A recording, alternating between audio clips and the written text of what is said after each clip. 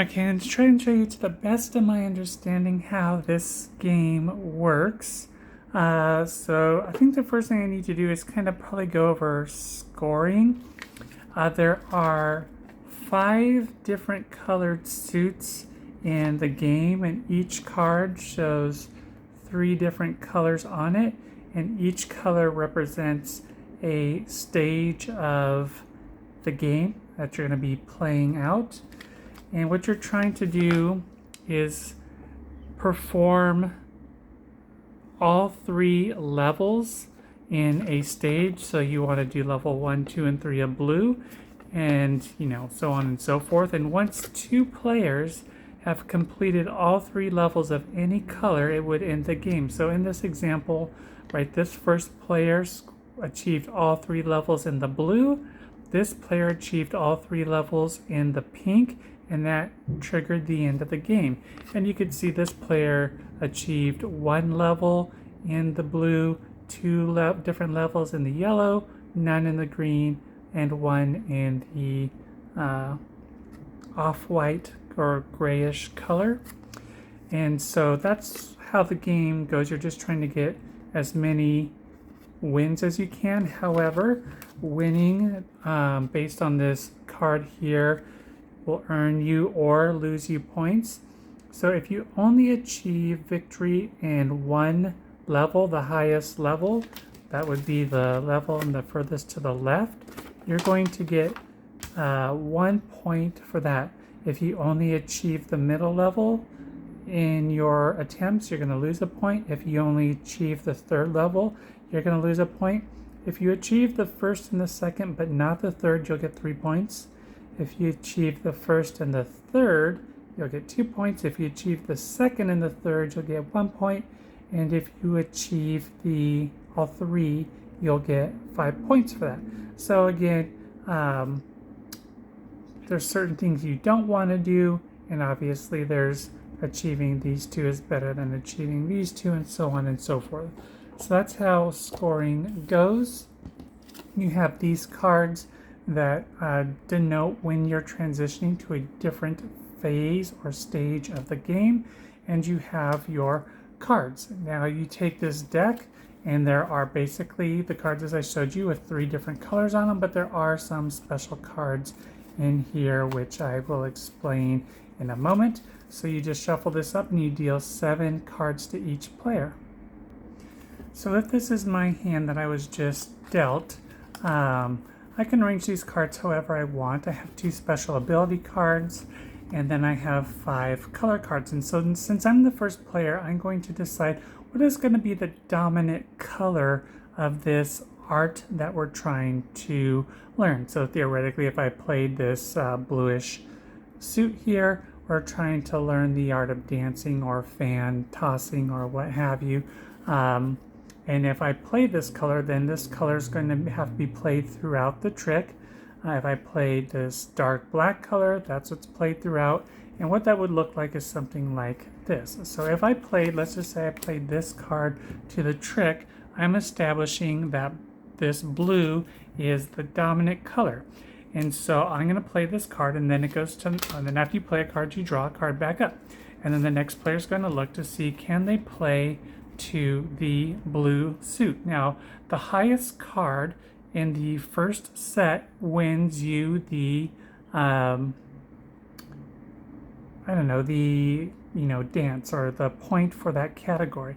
So obviously I could win with a 12. I'm not going to play the 12 just because I'm going to explain something in a moment. I'm going to play the 8 because I'm still winning with the 8 here.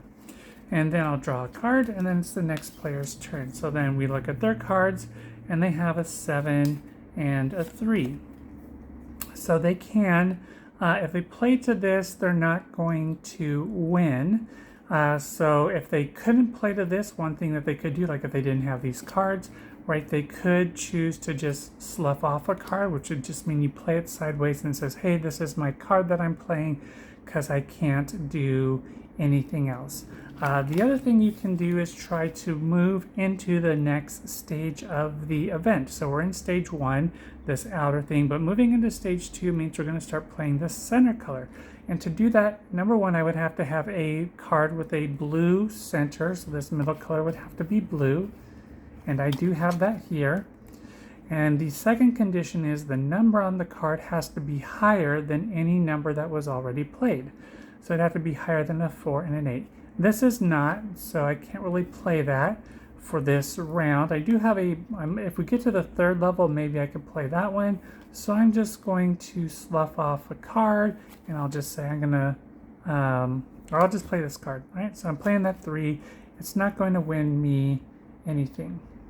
So then I draw a card, and it's the next player's turn, and so they're gonna look to see, do they have a card that can be played to transition into the next section, and it would have to be higher, same color, and in the middle section, and higher than these, and they don't have that. But if they did, if they had, let's say they had, find a blue, here we go, let's say they had this card in their hand, okay, and if you can't do that, then the round would end.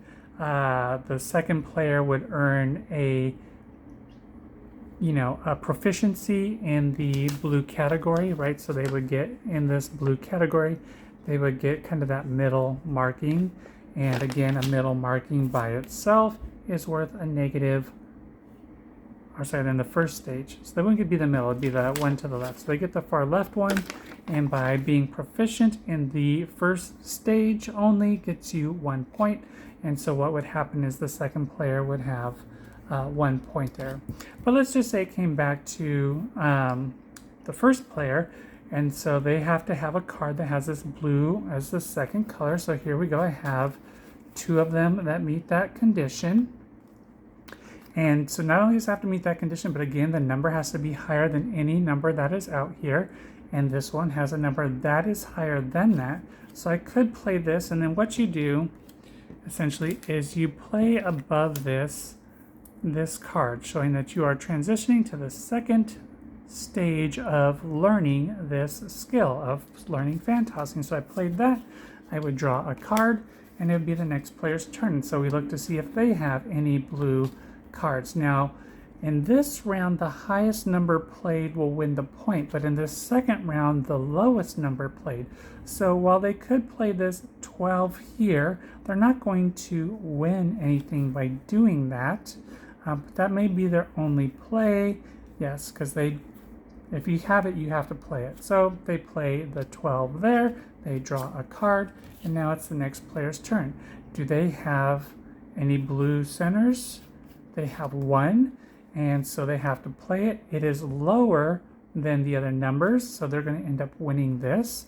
They'll draw a card. And now that each player's attempted to practice this, you're going to try to move into the 3rd stage. But you need a center blue square to do that, which I don't have. And it would have to be higher than any of the numbers played. Well, higher or equal. So the only thing that they go up to 12, so I would have to have the card with a center blue number 12 to be able to even attempt this. So what would happen in this case is the hand would end. We wouldn't go all the way through because I can't go in there. I mean, I could, slough a card. I could just say, okay, actually I can't get in there, so I can't slough. So that would just end the round. So then we tally up points. So we go, okay, in the first round, the highest card played was by player 2.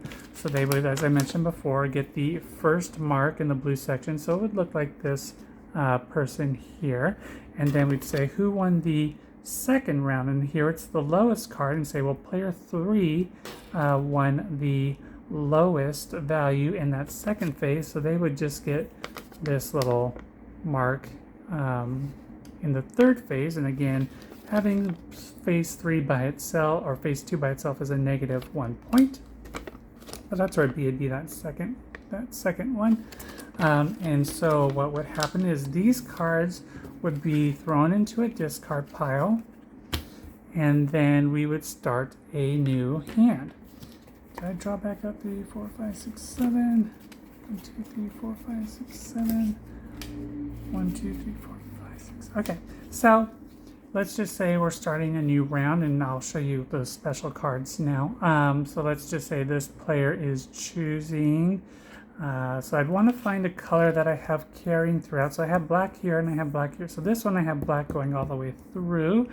I don't have this color going all the way through, and green. I do have green. So I could either choose to try and do green all the way through, or the black all the way through, and I'll just go with the black. So I'm going to lead with black. So this color for this round is black, and I'll draw a new card, and then it goes to the next player's turn. So we look to see, do they have any black cards? They do have one. Now something they can do if they didn't want to play this card is they could play their special ability. Well, actually, so they would play this, and then what they could do, actually they would play this, and then what that is saying is, I'm not competing to win this, but now when I go to draw a card, instead of just taking the top card off the deck, I would take 4 cards, and then I would choose whichever one I want. So maybe, a low black would win the second phase, so maybe I will take this card into my hand, and then these 3 would go to the bottom of this deck, and that would be my turn. And then it comes back to this player, and let's just pretend they have in their hand, well, I'll just play it first. So let's just say it's their turn, and they have to play a black card. They have a black card, and they play this card here. All right.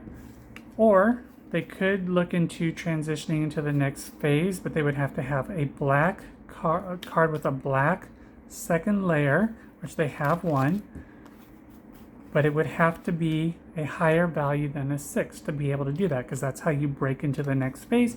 They don't have that, so they're just going to play their black 2 and draw a card.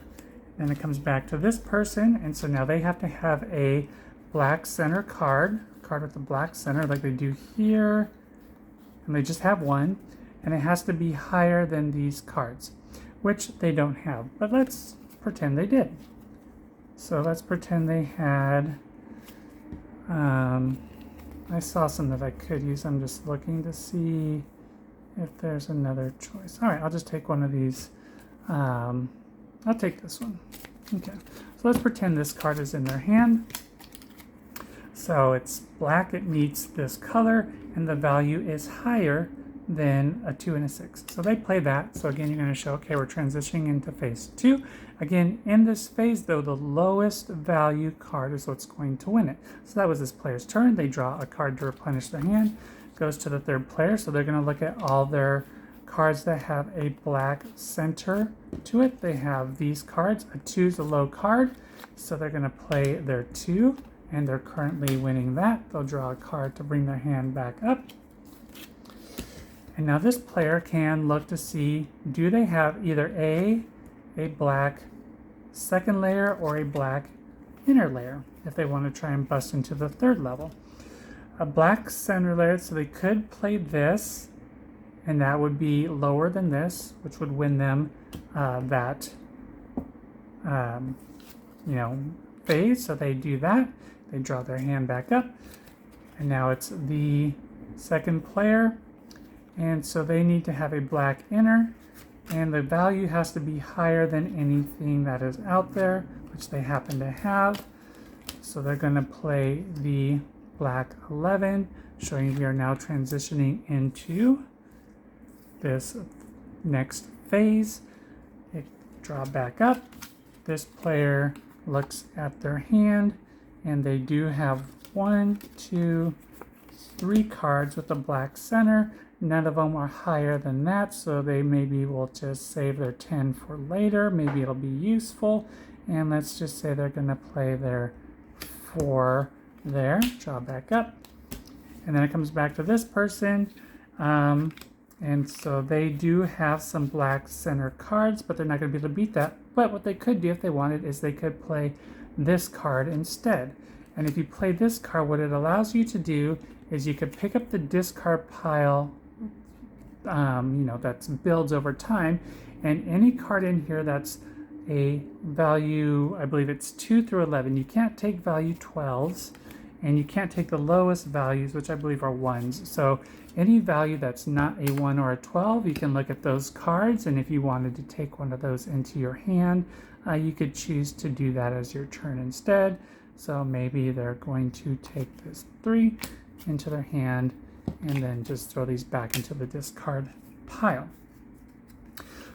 And so what we would do now is we would look at, well, then who won these different stages?